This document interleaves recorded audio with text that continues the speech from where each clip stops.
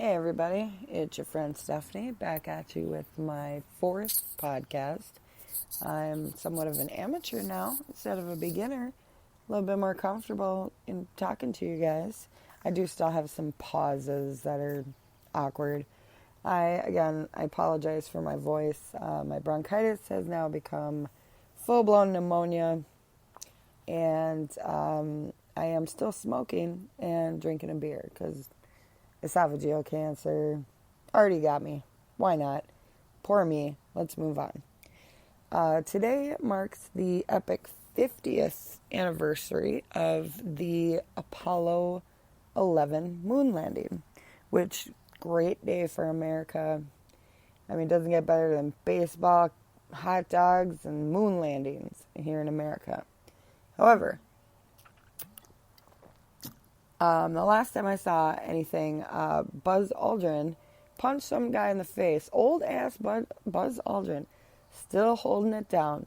Punched some guy in the face, some conspiracy theorists, and just got him right in the face. It was pretty dope to watch. Anyways, that's not what I'm going to talk about today, believe it or not. I am, however, going to throw some history at you. A topic that I personally was pretty interested in as a kid, still as an adult. So today's topic is the Second World War. A war that lasted from 1939 to 1945. Now, a young fascist piece of shit named Adolf Hitler started going he was supposed to be undercover for the army or from Germany for some shit, checking out all these political groups. So he ends up in a beer hall watching a National Socialist event and decides that's what he wants to do. You know, he was a piece of shit kid, piece of shit adult. You know what? This is what I'm going to do. I can't paint. I suck at painting. So I'm going to run the fucking country. So anyways, between the European, Japanese, and Italian losses, or I should say Germany, Japanese, and Italian losses, their military losses together were 16 million. But civilians, 45 million. Jesus Christ. I mean, come on. You should definitely lose more troops than civilians. You don't know tactical strategies of war, obviously. America, Great Britain, and China military losses are 8 million, and civilian casualties 4 million. That's still a whole hell of a lot of people, but at least there's less civilians than there were military. I mean, I think it's kind of because these boys knew what they were getting into and obviously taught better how to fight. The UN was established because of World War II. That is why we have the United Nations today. So starting in 1935, Italy invaded Ethiopia. Why? I don't know. They did it as a colonial war. Not sure why, but Italy thought it was a strategic move and they could set up a base there. And I don't know what was so special about Africa, that it was such a strategic place back then. It's just, let those people live in peace. Fun fact, though, Mussolini got his salute, the, one hand in the air. Everybody thinks that was Hitler's. It wasn't. It was Mussolini's. And he got it from the ancient Romans because that's how they used to salute Caesar or generals coming back from war. Hitler adapted it. He kind of saw Mussolini as a mentor. Obviously Mussolini ended up being strung up and beat, his dead body being beat by his own civilians. So anyways, then in 36 to 39, the Spanish Civil War broke out. Now, this was such an opportunity for Germany and Italy because they both they've got world conquest on the mind. Hitler and Mussolini both lended 70,000 or plus more troops to further National Socialism in Spain. So obviously, folks, Spain isn't a cheap date. You know, if you want Spain's affection, you got to give her a lot of shit. In 37, Japan invaded China. I almost feel like we're in you sunk my battleship mode because Japan had a lot of surprise attacks. I know there were tensions between them and China, but just like there was with Japan and America, but no one expected it to, you know, it's like no one expects the Spanish Inquisition, only it's Japan. The Japanese Inquisition. So the Japanese, they took a cheap swing at China and decimated China's military. But however, hundreds of thousands of civilians came out to fight, and the Japanese lost. Then the Soviet Union didn't like Japan, so we got a bunch of popular high school girls talking shit about the other. And they're only talking at this point. Germany and Italy were becoming more brazen, more weaponized. You know, Germany in the Versailles Treaty wasn't supposed to have any munitions or anything like that. Obviously, they got them. But when they got more weaponized, obviously wasn't great for the rest of Europe. I apologize, that's my dog. In 1938, Germany swallowed up Austria. Austria was super stoked about it. Prime Minister Neville Chamberlain, I can never say his name right. He was a pussy. He gave Germany some of Czechoslovakia, you know, through the Munich Agreement. He's like, here you go, just don't hurt me. Like the nerd, don't hurt me, and I'll give you my lunch money.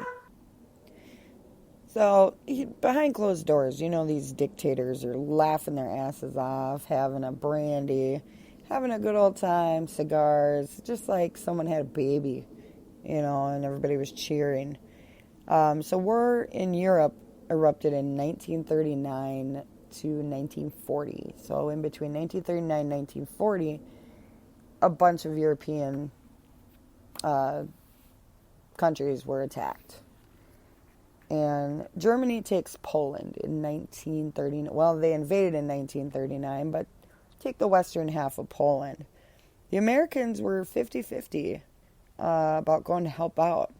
But at that time, the Soviet Union split Poland with Germany. Because Soviet Union, they were a little cautious. You know, I'm pretty sure Stalin knew he was going to get fucked by Hitler. But kind of was like, okay, here, have some Poland. And if you try to do anything else, we're going to get pissed. They were also forced to give up Estonia, Latvia, and Lithuania. Russia was, or Soviet Union. Sorry. Luckily for Great Britain, a pudgy man named Winston Churchill became prime minister. This dude was not going down without a fight. In 1940, he became prime minister. Then Germany unleashed their millions and millions of troops, forced or unforced. You know, a lot of them wanted to fight, but there were some that were like, I'd rather stay home with my wife and kids so that I can see them one day. At this time, America is still thinking, is this really our fight? Side note, subsequently, we don't think that way today. We think everything's our fight. And it's not, but, you know, we try to help, is what they call it. That's not what I'd call it. But, you know, it is what it is. I have relatives that were soldiers, went through Afghanistan, Iraq.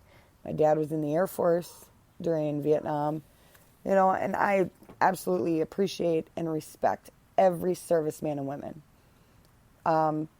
However, if it's not our fight, it's not our fight. But in this situation, I kind of think America was thinking, all right, these dudes want to take over the world. Then December 7th, 1941 happened. We all know what happened. No need to talk about it. No need to state the obvious. The massive bombing of Great Britain also began. It almost took them down. But lo and behold, a divided America came together because of Pearl Harbor. First, came together with the Lend-Lease Bill. And Churchill would visit Roosevelt numerous times, being drunk,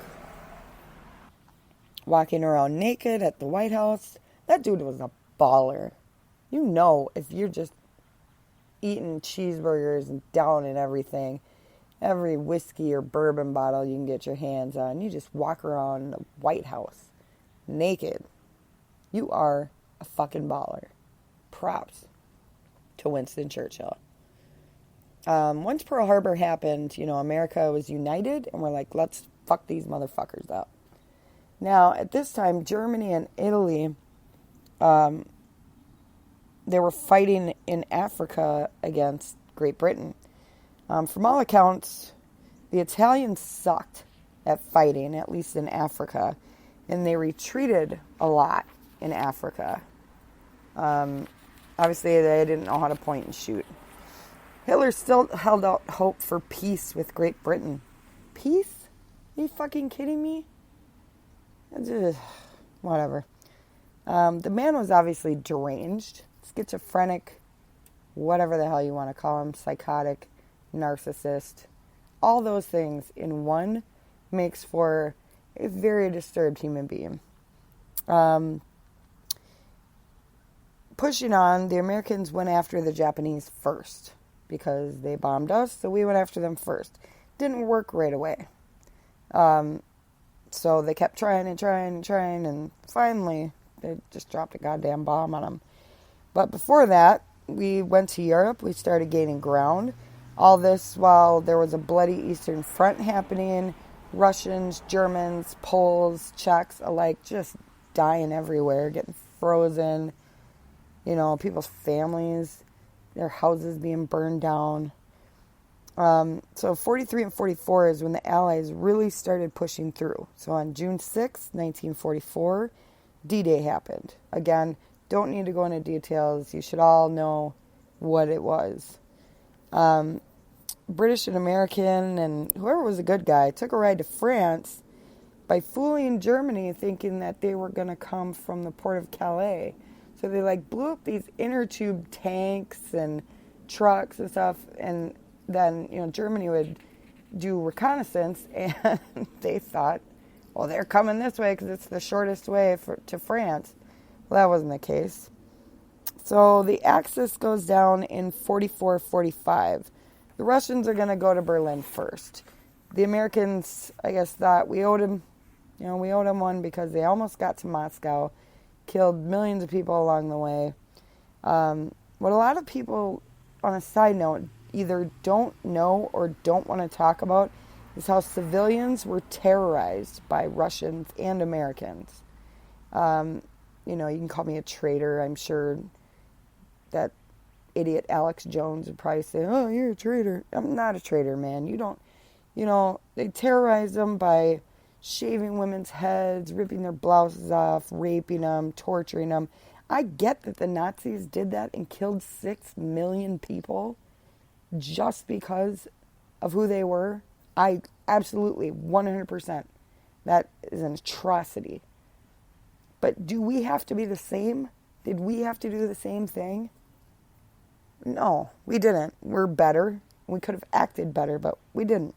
So supposedly Hitler and Mrs. Hitler commit suicide. Apparently their bodies were burned.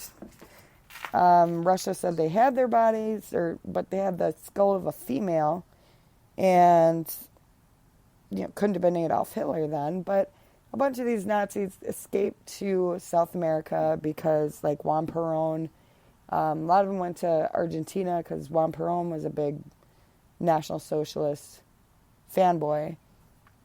And, and then that kind of ended all that, and there's still people out there Nazi hunting.